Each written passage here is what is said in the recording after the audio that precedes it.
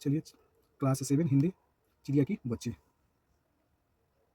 Question number 1।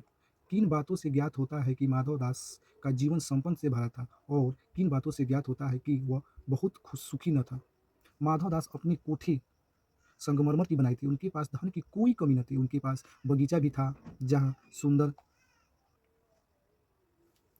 Madhav Das ने अपनी कोठी संगमरमर की बनाई थी, उनके पास धन की कोई कमी न थी, उनके पास बगीचा भी था जहाँ सुंदर सा फव्वारा था। वे धन के अभिमान से युक्त चिड़िया को प्रलोभन देते हुए भी कहते हैं कि उनके पास बहुत सा सोना मोती है, वे उनके लिए सोने का ऐसा घर बनवा देंगे जिसके में मोतियों की झालर लटकी होगी। आदि बातें में हमें पता चलता है कि माधव दास का जीवन संपन्न था। उसकी शाम की सपने की भांति गुजरती थी। घर पर सब कुछ होते हुए भी कुछ खाली खाली सा रहता था। उनका महल भी सूना था। वहाँ कोई ऐसा नहीं था जिसे देखकर उनका दिल बहले या जिससे अपनी मन की बात बता सके। उनका मन अक्सर उदास रहता था। चिड़िया को देखकर अपने आस-पास रोकने के लिए तरह-तरह का प्रलोभन देना आदि बातों में से पता चलता है कि संपन्न होने के बावजूद भी माधव दास खुश, सुखी नहीं थे।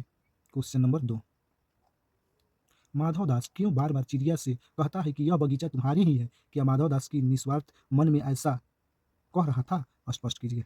माधव दास बार-बार चिड़िया से यह कहना कि यह बगीचा तुम्हारा है, यह दर्शाता है कि उन्हें वो चिड़िया बहुत प्यारी लगी, अतः वे चिड़िया को अपने पास ही रखना चाहते थे। माधव दास ने यह कथन पूरी तरह से निस्वार्थ मन से नहीं कहता था, क्योंकि चिड़िया को दिखने के पश्चात अब वे उस चिड़िया को अपने बगीचे में मन बहलाव और आत्मसंतुष्टि के लिए रखना चाहते थे।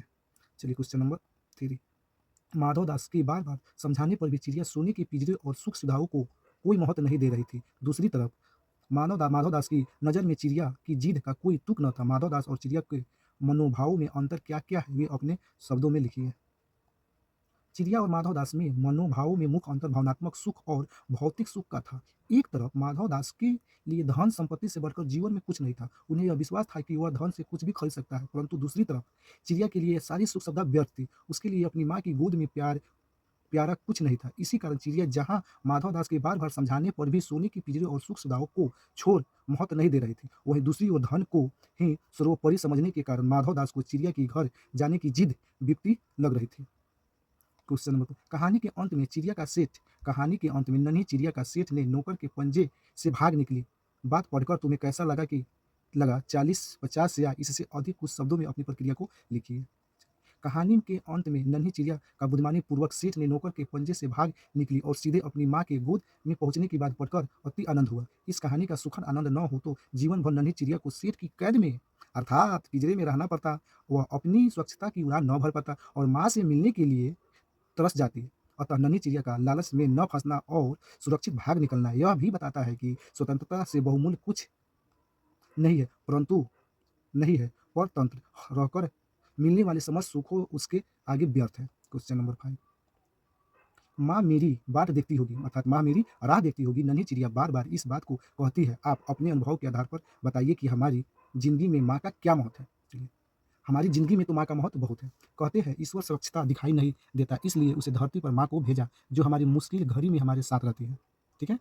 किसी भी व्यक्ति के जीवन में उसकी माँ का होना किसी अनुपम वरदान से कम नहीं होता। एक बच्चा के लिए उसकी माँ की अहमियत दुनिया की सबसे अधिक होती है। वह न केवल बच्चे को जन्म देती है, बल्कि उसका सारी ढंग से पालन-पोषण करती है और अच्छे संस्कार देती है, वह माँ ही होती है। वहीं बच्चे की पहली दोस्ती और अध्यापिका भी होती है।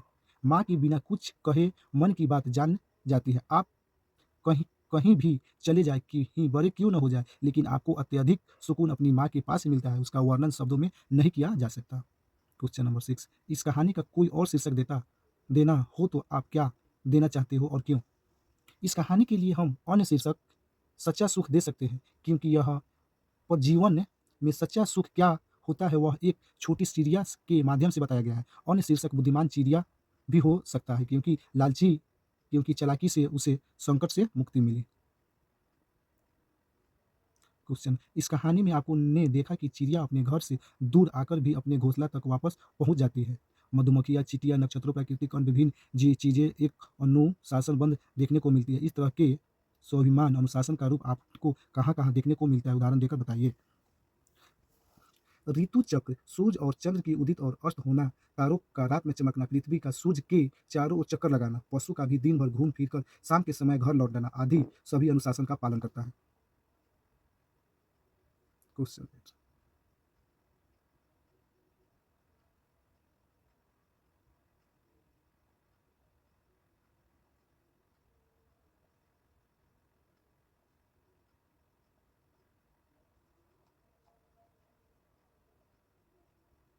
सारी सुख सुविधा मिलने पर भी हम स्वाधीनता ही स्वीकार करेंगे, ना ही कि प्रलोभन वाली स्वाधीनता, क्योंकि सुविधाएँ कितनी भी क्यों ना हो, ना मिल जाए जहाँ हम तो किसी के अधीन, पराधीन व्यक्ति दूसरे के अधीन रहने के कारण अपने सुख सदा के लिए वंचित ही रहता है। बताया गया है इस कहानी से हमें यह सीख मिलता है क्या कि हमें स्वतंत्र रहना है, किसी के अधीन में नहीं रहना है, जिस प्रकार पक्षी भी चाहती है।